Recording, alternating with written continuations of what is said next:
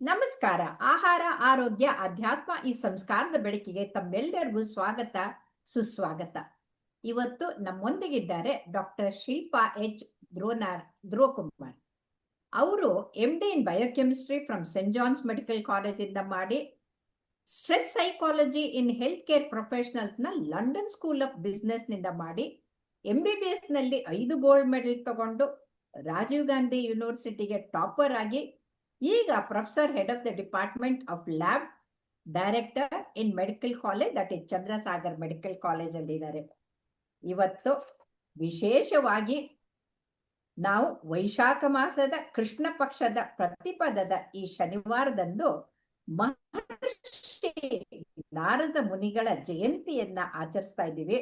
ಹಾಗಾಗಿ ದೈವಿ ಸಂಭೂತರಾದಂಥ ಭಗವಂತನ ಭಕ್ತರಾದಂಥ ಶಿಲ್ಪಾ ಅವರು ನಮಗೆ ನಾರದ ಮುನಿಗಳು ಜನಿಸಿದ್ದು, ಅವರ ಬದುಕು, ಅವರು ಮಾಡಿದಂತ ಮಹತ್ ಕಾರ್ಯಗಳು, ಅವರ ಜಯಂತಿಯ ಮಹತ್ವವನ್ನ ಎಲ್ಲವನ್ನ ತಿಳಿಸ್ಕೊಡ್ತಾ ಇದ್ದಾರೆ. ನಮಸ್ಕಾರ ಶಿಲ್ಪಾ ಅವರೇ. ನಮಸ್ಕಾರ ಮೇಡಮ್. ವೀಕ್ಷಕರಿಗೆಲ್ಲರಿಗೂ ನನ್ನ ನಮಸ್ಕಾರಗಳು. ಇಂದು ನಾರದ ಮುನಿಯವರ ಜಯಂತಿ. ತಾವು ಹೇಳ್ದಾಗೆ ತುಂಬಾ ಶುಭ ದಿನ. ನಾರದ ಮುನಿಯವರ ಕೊಡುಗೆ ನಮ್ಮ ಮಾನವ ಕುಲಕ್ಕೆ ಅತಿ ದೊಡ್ಡದು. ಯಾಕೆ ಅಂತಂದ್ರೆ ಅಪಾರವಾದಂಥದ್ದು.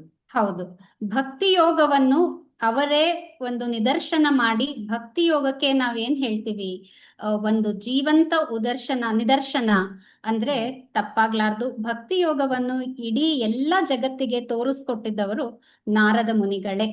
ನೀವು ಭಕ್ತಿ ಯೋಗ ಅಂದಾಗ ನಾವೆಲ್ಲ ಚಿಕ್ಕ ಮಕ್ಕಳಾಗಿದ್ದಾಗ ಕನ್ನಡ ಪಿಕ್ಚರ್ಗಳು ನೋಡಿದ್ರೆ ನಾರಾಯಣ ನಾರಾಯಣ ನಾರಾಯಣ ಅಂತ ಬರ್ತಾ ಇದ್ರೆ ಭಕ್ತಿ ಹರಿತಾ ಇತ್ತು.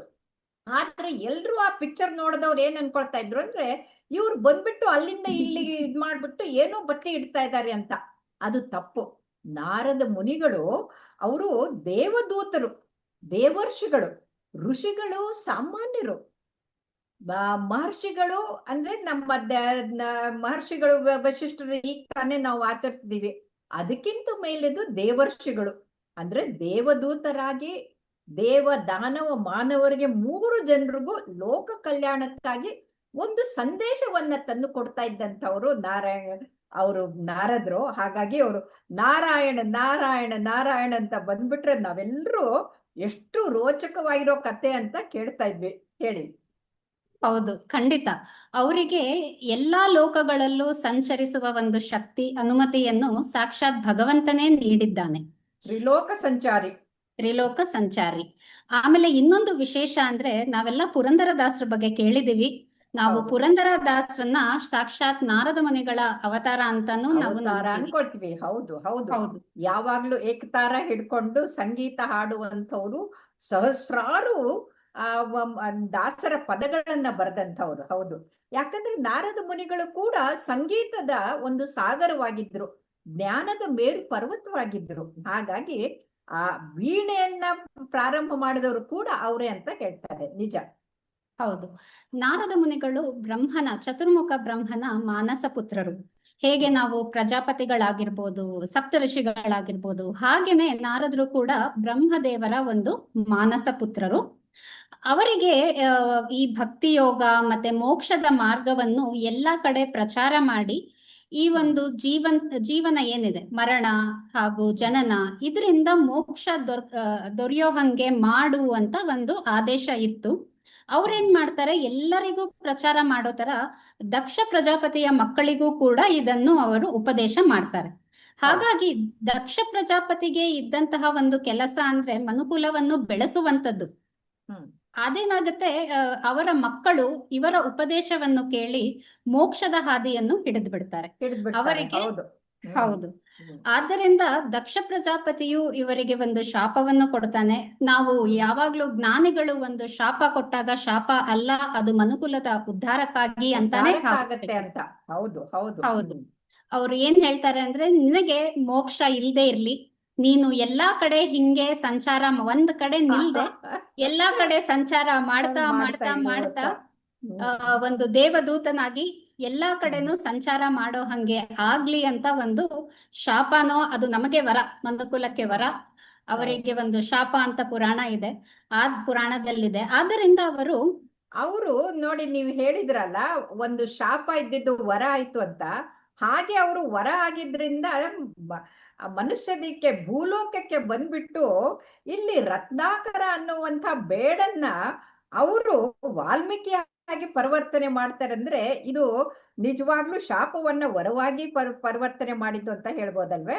ಹೌದು ಹೌದು ಮೇಡಮ್, ಖಂಡಿತ. ವಾಲ್ಮೀಕಿಯನ್ನು ಹೇಗೆ ಅವರು ಪರಿವರ್ತನೆ ಮಾಡ್ತಾರೋ ಬೇಡನನ್ನು, ಹಾಗೆ ಅವರು ಪ್ರಹ್ಲಾದ ರಾಜರಿಗಾಗ್ಲಿ ಧ್ರುವ ರಾಜರಿಗಾಗ್ಲಿ ಉಪದೇಶ ಮಾಡಿ ಅವರನ್ನು ಕೂಡ ಭಗವಂತನನ್ನು ಒಂದು ಸೇರ್ಲಿಕ್ಕೆ ಪ್ರಾರ್ಥಿಸೋಕೆ ಸೇರ್ಲಿಕ್ಕೆ ಪ್ರೇರಣೆ ಮಾಡಿದವರು.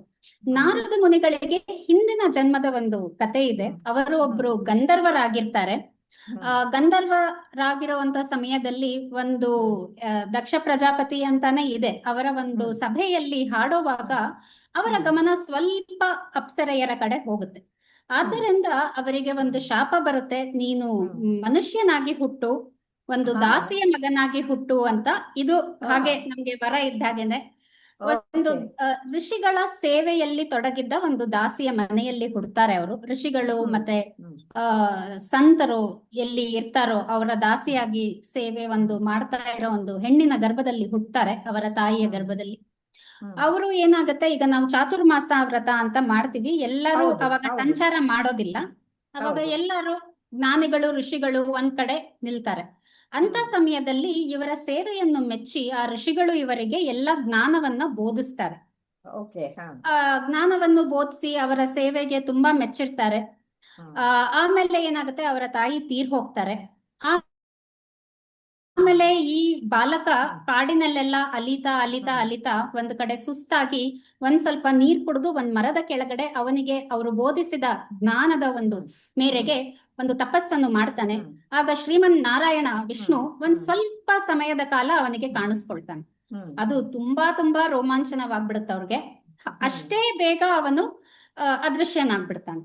ಆಮೇಲೆ ತುಂಬಾ ಬೇಸರ ಆಗತ್ತೆ, ಇದ್ ಯಾಕೆ ಹಿಂಗಾಯ್ತು, ನನ್ ಏನ್ ತಪ್ಪು ಮಾಡಿದೆ, ಆ ಆನಂದದಲ್ಲಿ ನಾನು ಇರ್ಬೇಕಲ್ಲ ಅಂತ. ಆಮೇಲೆ ಭಗವಂತ ಕನಸಿನಲ್ಲಿ ಬಂದು ಹೇಳ್ತಾನೆ, ಈ ಜನ್ಮದಲ್ಲಿ ನಿನಗೆ ಇಷ್ಟೇ, ಮುಂದಿನ ಜನ್ಮದಲ್ಲಿ ನಿನಗೆ ನಾನು ನನ್ನ ಸುಯೋಗವನ್ನು ಯಾವಾಗ್ಲೂ ನನ್ನ ಒಂದು ಧ್ಯಾನವನ್ನು ಮಾಡ್ತಾ ಇರೋ ಹಾಗೆ ಕರುಣಿಸ್ತೀನಿ ಅಂತ ಹೇಳ್ತಾನೆ. ಅವರು ಆ ದೇಹವನ್ನು ತೊರೆದ ಮೇಲೆ ನಾರದ ಮುನಿಗಳಾಗಿ ಬ್ರಹ್ಮನ ಮಾನಸ ಪುತ್ರ ಹಣೆಯಿಂದ ಹುಟ್ಟಿದ ಅಂತ ಹೇಳ್ತಾರೆ. ಹುಟ್ಟುತ್ತಾರೆ. ಇದು ಒಂದು ಕತೆ ಇದೆ. ಇನ್ನೊಂದು ಕತೆ ದ್ವಾಪರ ಯುಗದಲ್ಲಿ ಇದು ಬಹಳ ವಿಶೇಷವಾಗಿದೆ. ನಾರದ್ರು ಕೃಷ್ಣನನ್ನು ಕೇಳ್ತಾರೆ, ಮಾಯೆ ಅಂದ್ರೆ ಏನು, ಯಾಕೆ ಇಷ್ಟು ಕಷ್ಟ ಮನುಷ್ಯರಿಗೆ ಮಾಯೆಯಿಂದ ಹೊರಗ್ ಬರಕ್ಕೆ ಅಂತ. ಅದಕ್ಕೆ ಕೃಷ್ಣ ಏನು ಹೇಳಲ್ಲ, ಸುಮ್ನೆ ನಕ್ಬಿಟ್ಟು ಬಾ ನನ್ ಜೊತೆಗೆ ಅಂತ ಎಲ್ಲೋ ಒಂದು ಮರುಭೂಮಿಗೆ ಹೋಗ್ತಾರೆ. ಹೋಗ್ಬಿಟ್ಟು ಕೃಷ್ಣ ಕೇಳ್ತಾನೆ, ನನ್ಗೆ ತುಂಬಾ ಬಾಯಾರಿಕೆ ಆಗ್ತಾ ಇದೆ, ನೋಡು ನನ್ಗೆ ನೀರ್ ತಂದ್ಕೊಡು ಅಂತ. ನಾರದ ಮುನಿಗಳು ಹೋಗ್ತಾರೆ, ಅಲ್ಲಿ ಒಂದು ಮನೆ ಇರುತ್ತೆ. ನೀರನ್ನು ಕೇಳುವಾಗ ಅಲ್ಲಿ ಅವರ ಮಗಳು, ಮನೆಯ ಯಜಮಾನರ ಮಗಳು ಬರ್ತಾಳೆ. ಅವರಿಗೆ ಇಷ್ಟ ಆಗುತ್ತೆ, ಮದುವೆನೂ ಆಗುತ್ತೆ, 7 ವರ್ಷಗಳ ಕಾಲ ಸಂಸಾರನೂ ಮಾಡ್ತಾರೆ. ಆಮೇಲೆ ಒಂದು ಪ್ರವಾಹ ಬಂದು ಎಲ್ಲರೂ ತೀರ್ ಹೋಗ್ತಾರೆ, ಕೊಚ್ಕೊಂಡು ಹೊಟ್ಟೋಗ್ತಾರೆ. ಅವರು ನಾರದ ಮುನಿಗಳು ಬದುಕಿರ್ತಾರೆ. ತುಂಬಾ ಬೇಸರ ಆಗುತ್ತೆ. ಅವಾಗ ಕೃಷ್ಣ ಬಂದು ಕೇಳ್ತಾನೆ, ನೋಡಪ್ಪ ಅರ್ಧ ಗಂಟೆ ಆಯ್ತು, ನೀರ್ ಕೇಳಿದ್ದೆ, ಎಲ್ಲಿ ನೀರು ಅಂತ. ಅವಾಗ ಅವರಿಗೆ ಮಾಯೆ ಹೌದು, ಅದು ಯಾಕೆ ಆತರ ಕಷ್ಟ, ದೇವರ ಒಂದು ಸ್ವರೂಪವೇ ಒಂದು ಮಾಯ ಆಗಿದೆ. ಅದಕ್ಕೆ ತುಂಬಾ ತುಂಬಾ ಕಷ್ಟ ಮಾಯೆಯನ್ನು ಭೇದಿಸಿ ದೇವರನ್ನು ಪಡೆಯುವಂತದ್ದು ಅಂತ. ಹೌದು, ಖಂಡಿತ. ಅದಕ್ಕೆ ಕೃಷ್ಣ ಹೇಳ್ತಾನೆ, ಇದಕ್ಕಿರೋ ಒಂದೇ ಒಂದು ಮಾರ್ಗ ಅಂದ್ರೆ ನನ್ನ ಅನುಗ್ರಹ, ದೇವರ ಅನುಗ್ರಹ ಬೇಕು ಮೊದಲಿಗೆ, ಆಮೇಲೆ ಜ್ಞಾನ ಭಕ್ತಿ ಎಲ್ಲಾ ಬರುತ್ತೆ. ದೇವರ ಅನುಗ್ರಹ ಇದ್ರೆ ಮಾಯೆಯನ್ನು ಭೇದಿಸ್ಲಿಕ್ಕೆ ಆಗತ್ತೆ ಅಂತ ಹೇಳ್ತಾರೆ.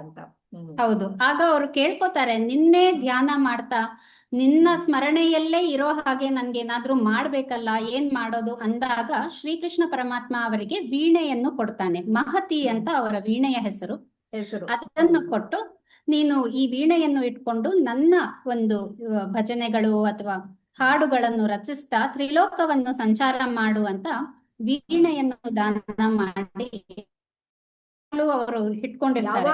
ಕೈಯಲ್ಲಿ ಮಹತಿ ಇದ್ದೇ ಇರುತ್ತೆ, ಕೈಯಲ್ಲಿ ಮಹತಿ ಇದ್ದೇ ಇರುತ್ತೆ. ಇದು ಶ್ರೀಕೃಷ್ಣ ಪರಮಾತ್ಮನೇ ಅವರಿಗೆ ಒಂದು ಕೊಟ್ಟಿದ್ದಂತಹ ಕೊಡುಗೆ. ಇನ್ನೊಂದು ಕತೆ ಇದೆ, ಅವರು ಗೋಪಿ ಆಗ್ಬೇಕು ಅಂತ ಬಯಸ್ತಾರೆ, ಗೋಪಿಕಾ ಸ್ತ್ರೀ ಆಗ್ಬೇಕು ಅಂತ ತಪಸ್ಸನ್ನು ಮಾಡಿ ಕೃಷ್ಣ ಅವರಿಗೆ ಆ ಒಂದು ವರವನ್ನು ಕೊಡ್ತಾನೆ. ಗೋಪಿಕಾ ಸ್ತ್ರೀ ಆಗಿ ಕೃಷ್ಣನ ಜೊತೆ ರಾಸಲೀಲೆಯನ್ನು ನೋಡ್ಬೇಕು ಅಂತ ಆ ವರವನ್ನು ಮಾಡುವಂತಹದ್ದನ್ನು ಸಿಕ್ಕತ್ತೆ. ಹೌದು. ಅದು ಒಂದು ಭಕ್ತಿ ಸ್ತುತಿಯನ್ನು ಬರೀತಾರ ಅವರು. ನಾರದ ಸ್ತುತಿ ಅಂತ ಭಕ್ತಿ ಸ್ತುತಿ ಕೃಷ್ಣನ ಬಗ್ಗೆ, ದೇವರ ಹೌದು. ಕಥೆಗಳ ಬಗ್ಗೆ, ದತ್ತಾತ್ರೇಯ ಬಗ್ಗೆ, ಕೃಷ್ಣನ ಬಗ್ಗೆ ಎಲ್ಲಾ ಸ್ತುತಿಗಳು ಇದೆ. ಹೌದು. ಹೌದು.